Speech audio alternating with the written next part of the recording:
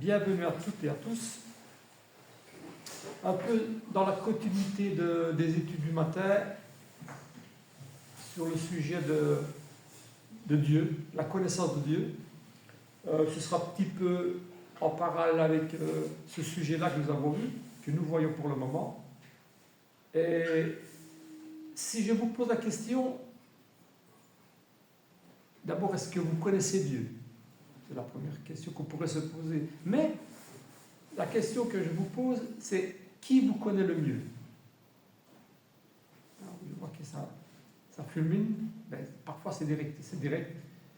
Je pense que si on pose la question à un enfant, c'est mes parents, c'est ma maman. C'est souvent la réponse, je pense que c'est ça que j'aurais donné en tout cas. Et jusqu'à un certain âge, c'est peut-être la réponse que l'aurait donnée. C'est celle qui nous a élevés, qui connaissait nos goûts, nos peurs, nos craintes, nos préférences. C'est normal.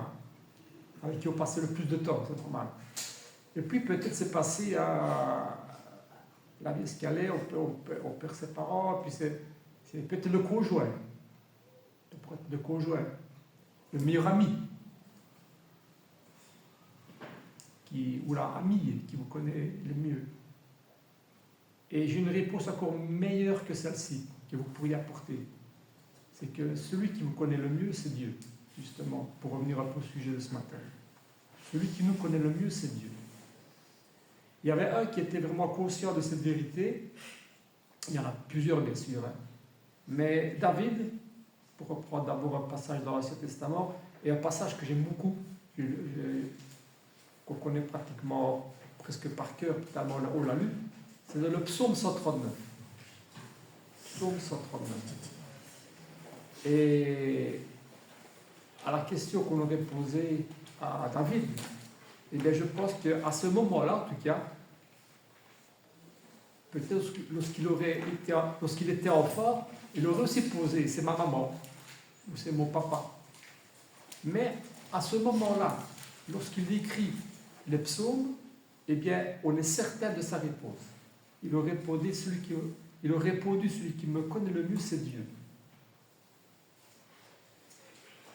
Et écoutez ces belles paroles du psaume 139. On va lire les 6 premiers versets. David, il dit, « Éternel, tu me sondes et tu me connais. Tu sais quand je m'assieds et quand je me lève. Tu pénètres de loin mes pensées, ma pensée. Tu sais quand je marche et quand je me couche. Et tu pénètres toutes mes voies. Car la parole n'est pas sur ma langue, que déjà, ô Éternel, tu la connais entièrement. Tu m'entoures par derrière et par devant, et tu mets ta main sur moi. Une science aussi merveilleuse et au-dessus de ma portée. Elle est trop élevée pour que je puisse la saisir. »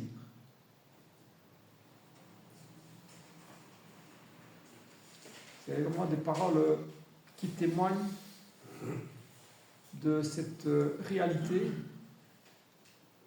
de cette prise de conscience que le Créateur, finalement, nos parents étaient nos parents, mais il est le Créateur de toutes choses. On l'a vu ça ce matin. Et il nous a créés, et il nous connaît mieux que quiconque. Et David, fait ce beau cantique, ce psaume qui est une reconnaissance de cette vérité. Et même si on désire se cacher, il dit aussi dans notre psaume, même si on désire se cacher dans l'obscurité, là au moins personne ne verra, eh bien non, il nous voit aussi, même dans l'obscurité. Humainement, ce n'est pas possible, mais là, c'est possible. Psaume 139, c'est un beau passage, un beau psaume. Mais dans la première question que j'ai posée, est-ce que nous connaissons Dieu? C'est le but de l'étude que, par exemple, que nous faisons ce matin, c'est le dimanche matin. Connaître mieux Dieu. De qui vient ce salut? Celui que Jésus-Christ, au Fils unique, nous a fait connaître, ou désire nous faire connaître.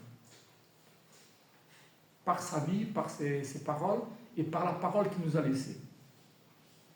Par ces témoins qui ont aussi témoigné de ce que le Fils de Dieu leur a révélé. Voilà, tout ça, c'est les moyens que nous avons pour mieux connaître notre Dieu.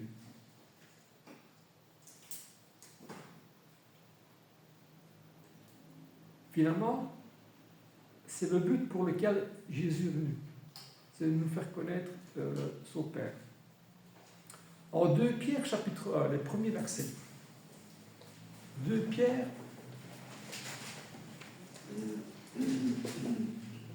chapitre 1, ou d'abord on va prendre, excusez-moi. D'abord on va prendre en Timothée. Dans la première épître à Timothée, au chapitre 2.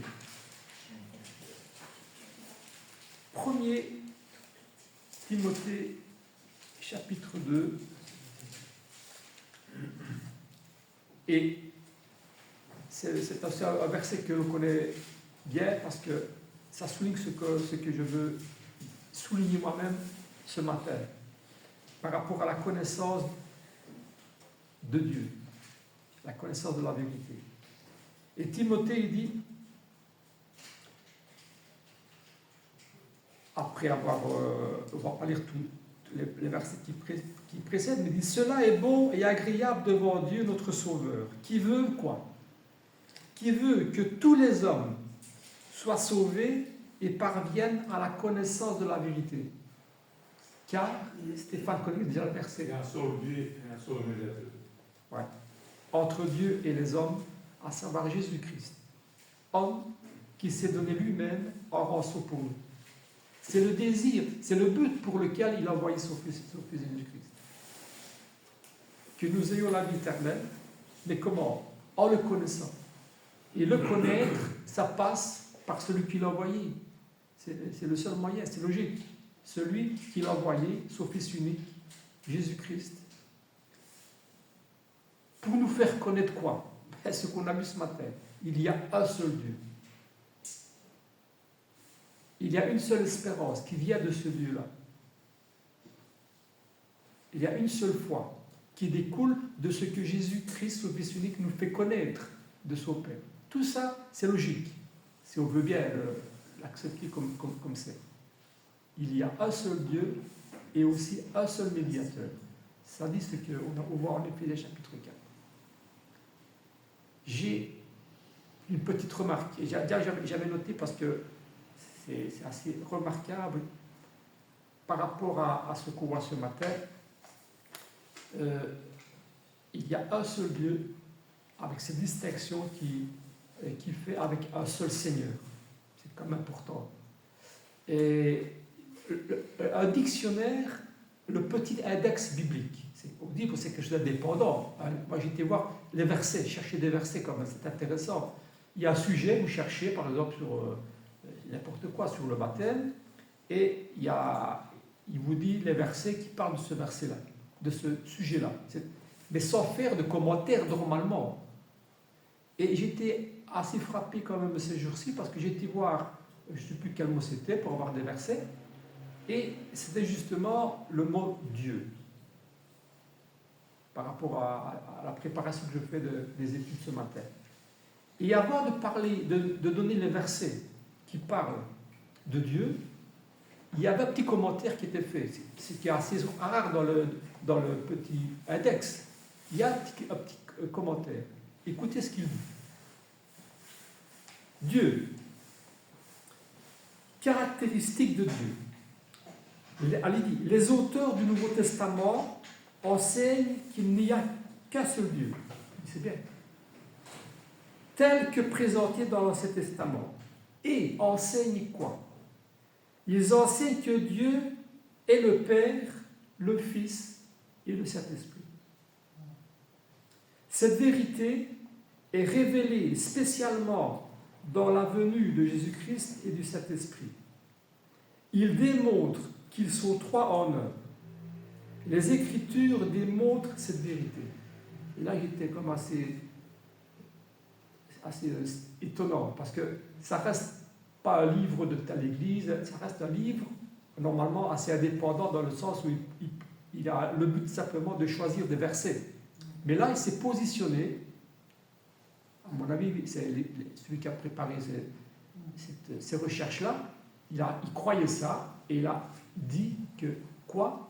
Que le Nouveau Testament enseigne qu'ils sont trois en un. Comme quoi, je dis ça tout simplement, comme quoi il faut être vigilant. Il faut être vigilant, surtout lorsque vous lisez des commentaires autres que la Bible elle-même. Là, ça m'a assez interpellé parce que ça nous encourage à être vigilants et à connaître la parole. Parce que pour connaître Dieu, il faut connaître la parole, tout simplement. Nous n'avons plus ces témoins du premier degré qui ont vu Jésus-Christ, qui ont entendu Jésus-Christ, qui peuvent témoigner, mais ils ont témoigné par la parole. Et ça, c'est la référence que nous devons avoir, et la seule référence que nous pouvons avoir. Donc, faisons attention. Et dans la connaissance qu'on doit avoir de Dieu, eh bien, il faut comprendre que la seule source, c'est la parole de Dieu, justement, qui se fait connaître à travers son Fils. 2 Pierre, alors maintenant je vais lire en 2 Pierre chapitre 1. Parce que le but de Dieu, justement, est de faire parvenir à la connaissance son Église. 2 Pierre. 2 Pierre chapitre 1, et je vais lire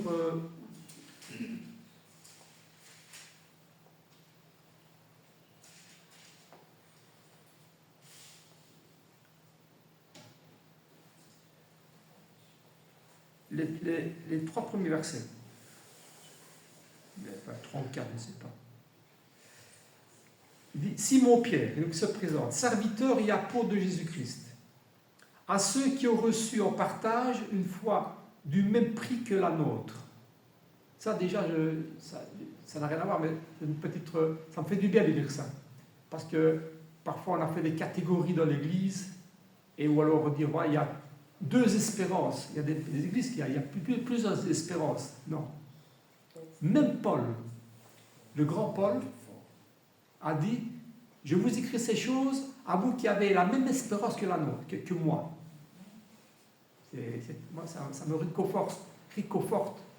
Et j'écarte tout ce qui est contradictoire par rapport à cette vérité-là. Il y a une espérance. Éphésiens chapitre 4 et Paul. Et d'autres encore, bien sûr. Mais il dit encore, vous avez une espérance qui est la même que la nôtre. Par la justice de notre Dieu et du Sauveur Jésus-Christ. Que la grâce et la paix vous soient données, vous soient multipliées par la connaissance de Dieu et de Jésus-Christ, notre Seigneur. Voilà le moyen. Que votre espérance, et cette espérance qui vous est donnée par la connaissance de Dieu et du Seigneur Jésus-Christ, notre Seigneur. Voilà.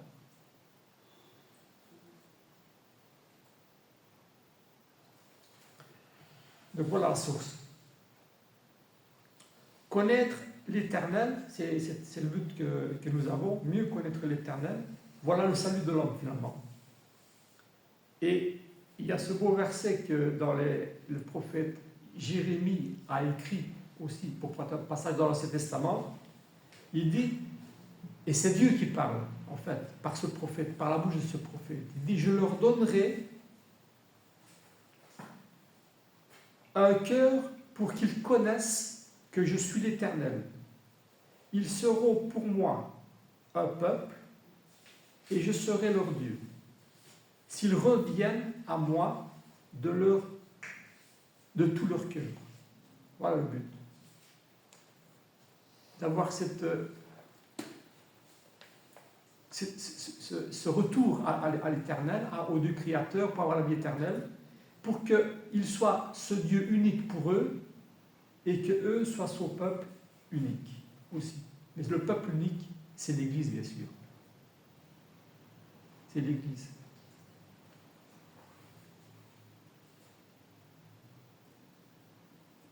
La véritable connaissance de Dieu n'est pas seulement intellectuelle, parce il y a des gens qui connaissent mieux que nous, mieux que moi, en tout cas, la Bible,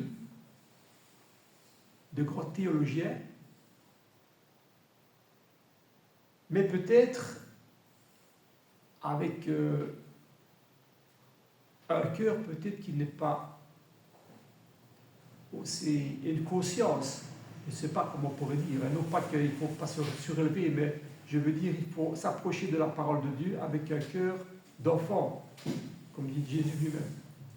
Un cœur d'enfant, c'est quoi? C'est pas qu'il faut rester enfant, ne jamais savoir ce qui est bon ou mauvais, ce qui est vrai, ce qui est pas vrai. Et l'enfant, il a besoin que papa dise ou maman dise, ne mange pas ça parce que tu vas être malade.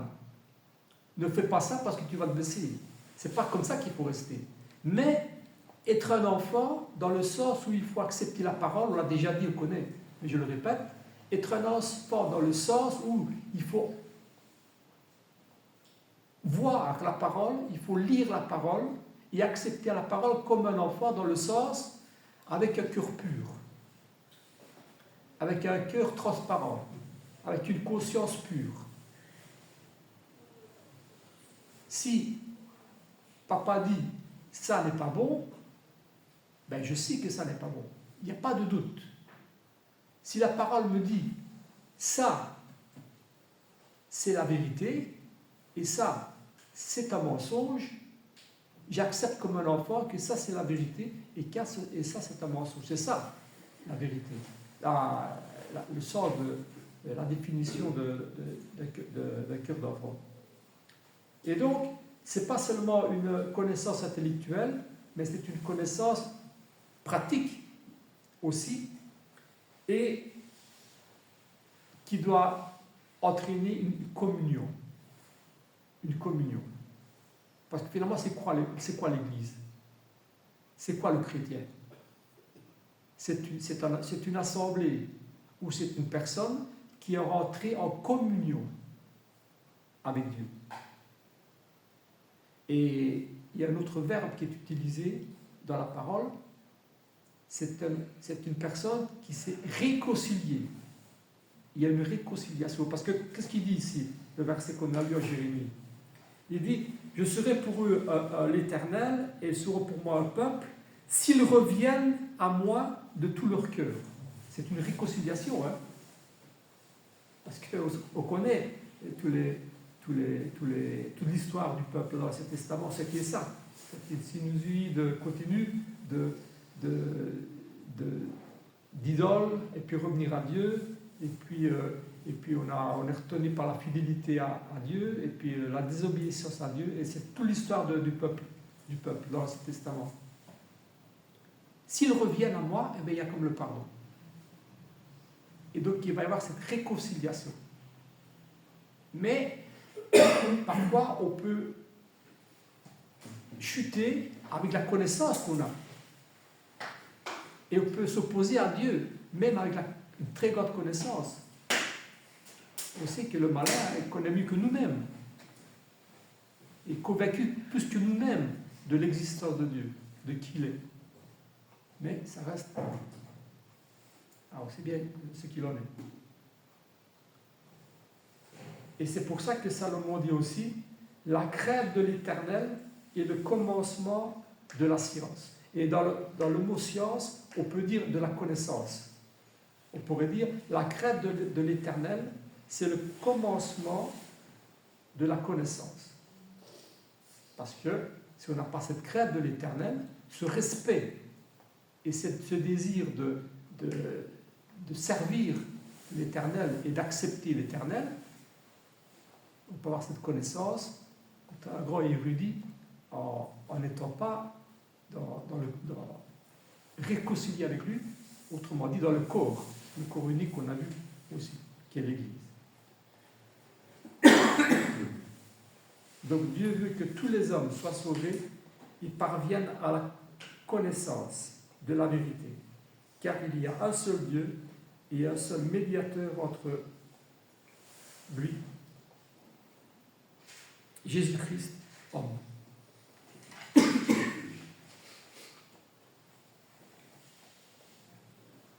La connaissance de Dieu, c'est un don de Dieu qui nous est dit aussi dans la parole. Et elle est inséparable de la personne du Christ. Pourquoi? Parce que Christ, encore une fois, c'est l'unique personne qui a été l'ambassadeur, je sais pas, l'envoyé. D'ailleurs, on le dit, hein, dans la parole, il y a des mots qui sont donnés pour présenter Jésus-Christ, qu'il est le médiateur entre Dieu et les hommes. Parfois, on envoie médiateur dans des pays pour dialoguer, pour établir la communication entre deux États, même qui sont opposés. Mais on envoie médiateur pour discuter. Il représente le pays, celui qui envoie dans un autre pays. Il est le médiateur. Il est l'avocat. Il est l'avocat. Il est notre avocat. Il est le chemin, la lumière. Et le verset qu'on connaît très bien ici, en Jean 14, verset 6, il est le chemin, la vérité et la vie. Hein? Un frère, Joseph a choisi un verset pour... Qu'est-ce qu'on va mettre? On a choisi un verset, celui-là. Le chemin, la vérité et la vie. Nul ne vient au Père que par lui. Nul ne vient au Père que par lui. Ça veut dire que si il n'y a pas une autre personne par qui peut nous amener à Dieu. C'est ça que ça veut dire. Si on accepte la parole comme un enfant, eh bien on doit comprendre comme ça, je pense. La connaissance de Dieu que nous amène justement, et ce désir de la connaissance de Dieu, comme on fait dans les études, dans la lecture, et que vous faites chez vous, etc., et même ici, eh bien c'est de grandir dans cette connaissance-là. Chacun à son degré. Et alors, on l'a dit, ça ne doit pas rester à un stade intellectuel de connaissance, mais comme la connaissance et les œuvres, et bien là aussi, les fruits, hein, l'arbre, le figuier, oui c'est bon, on connaît ce qu'il y a une belle feuille, mais pourquoi est-ce qu'il a été maudit? C'est une leçon qu'il voulait donner au ciel, bien sûr. Hein. On peut avoir une très grande beauté extérieure, une très grande connaissance, érudition intellectuelle, on présente bien, sur l'estrade, on parle bien, mais si les fruits ne sont pas bons, ou s'il n'y a pas de fruits, ça ne sert pas à grand-chose. Ça ne sert pas à grand-chose. Et donc les fruits de la vie, c'est ça. C'est les fruits qui nous amènent, qui démontrent de notre foi, en fait. Qui démontrent de notre appartenance à l'Église, à Dieu et à son Fils Jésus-Christ. On doit porter des fruits. On devrait porter des fruits. Et on doit porter des fruits. Et d'abord, et une petite parenthèse, lorsqu'on parle de faux docteurs dans la parole de Dieu, lorsque Jésus nous met en garde contre ces personnes qui sont érudites, qui ont une grande connaissance de la parole, de la loi, il dit quoi pour les reconnaître? Il dit, regardez à leurs fruits. Je résume là. Hein. Regardez à leurs fruits.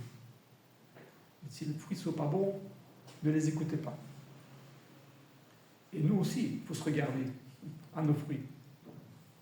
Il nous voit, hein, comme David le dit, il nous voit, il nous connaît nos fruits, les fruits que nous portons. Mais parfois pas des fruits très, très sucrés, quoi. Alors, donc il faut quand même être honnête aussi pour s'analyser.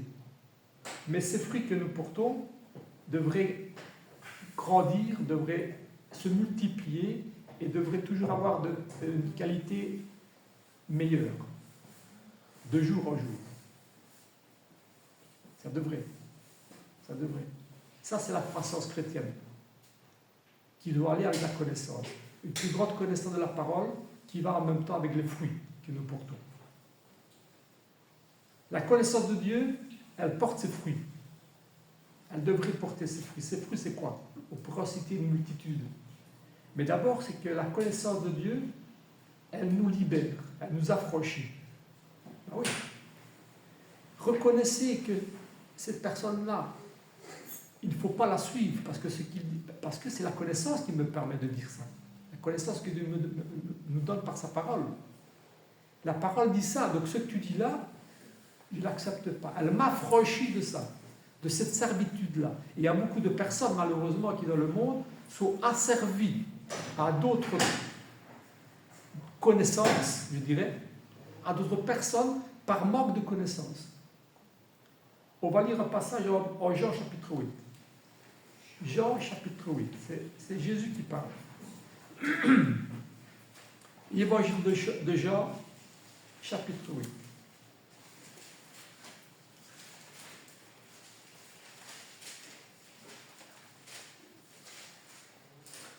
Je vais lire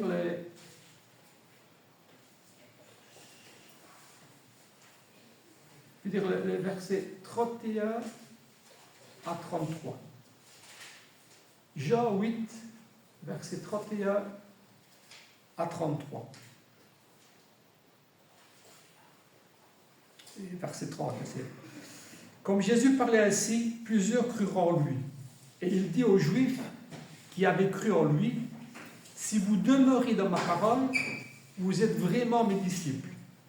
Vous connaîtrez la vérité, et la vérité vous affranchira, vous libérera. C'est la même chose. Ils lui répondirent, nous sommes la postérité d'Abraham. Et on va lire, on ne va pas lire le reste. Mais si vous demeurez dans ma parole, c'est quoi demeurer dans la parole? C'est connaître de la parole.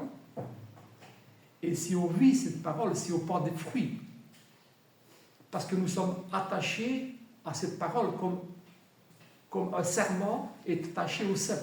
C'est une image aussi que Jésus donne ici, dans notre chapitre.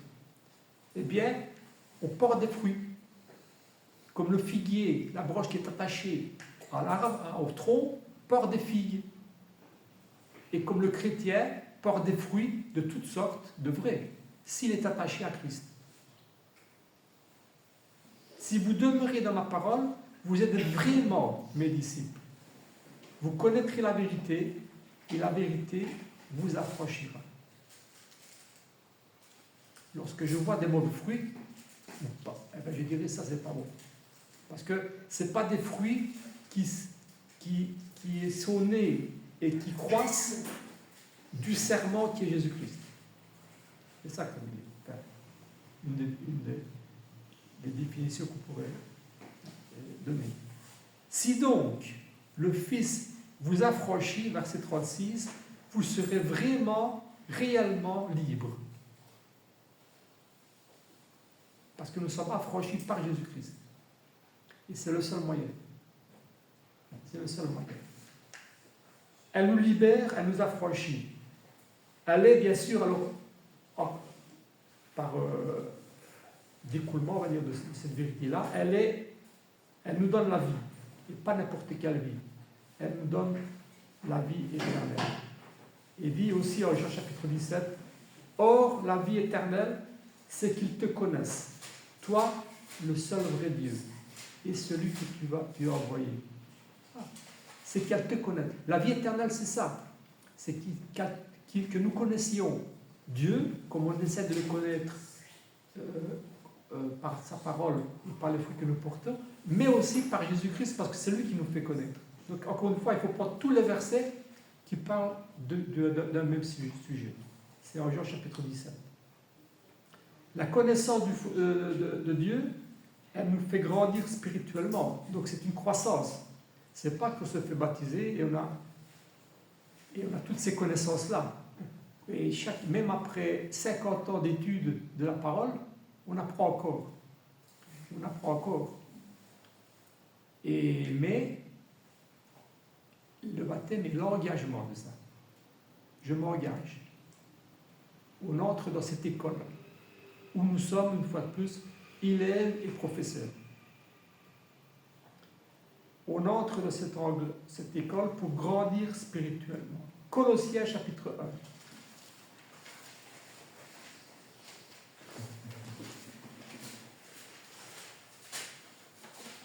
Colossiens chapitre 1, on va lire les versets 9 et 10.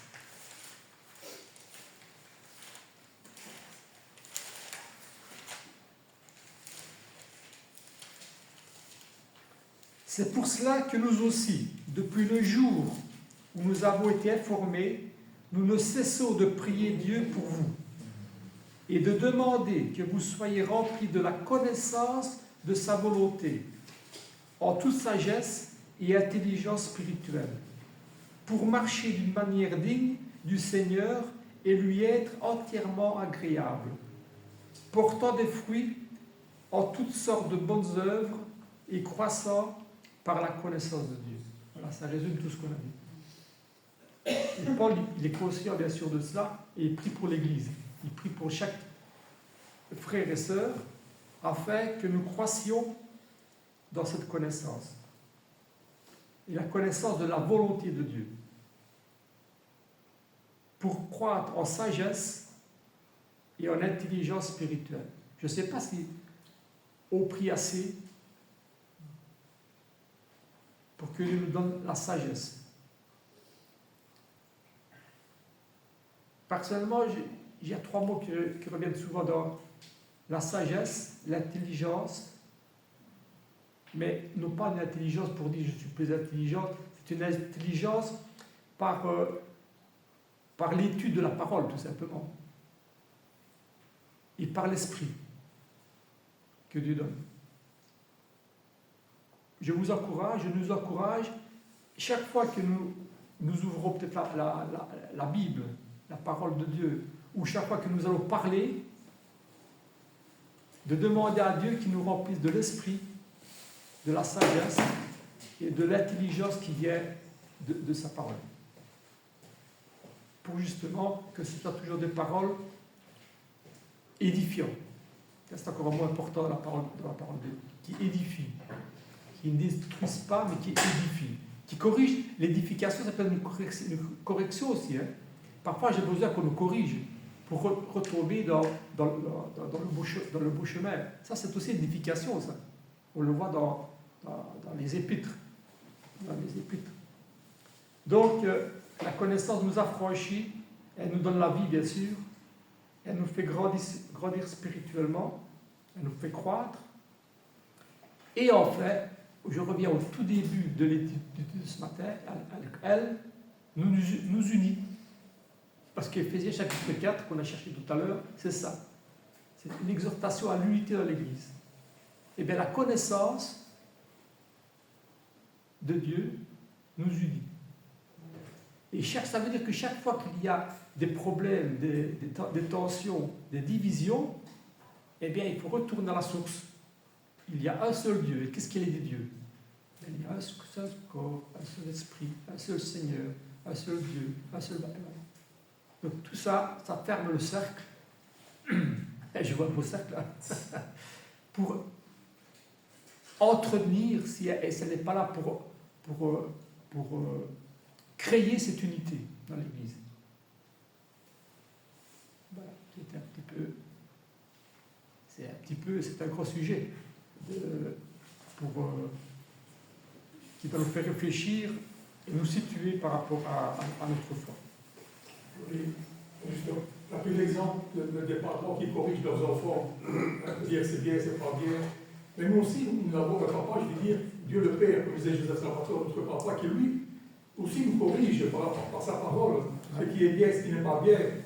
Et c'est en nous corrigeant c'est en nous corrigeant que nous pouvons marcher sur ce chemin qui est très étroit et qui mène à la vie éternelle. C'est lui qui nous conduit par sa parole et à dire ce qu'on peut faire et ne pas faire. Et voilà, c'est ce chemin qui nous mène. Et dans le Nouveau Testament, il y a une multitude d'exemples pratiques que dans l'Église, justement, on voit comment il faut se comporter. Nous, mais aussi comment il faut se comporter lorsqu'il y a des problèmes d'égarement, on va dire, hein, des problèmes de doctrine ou de comportement, on le voit aussi, etc.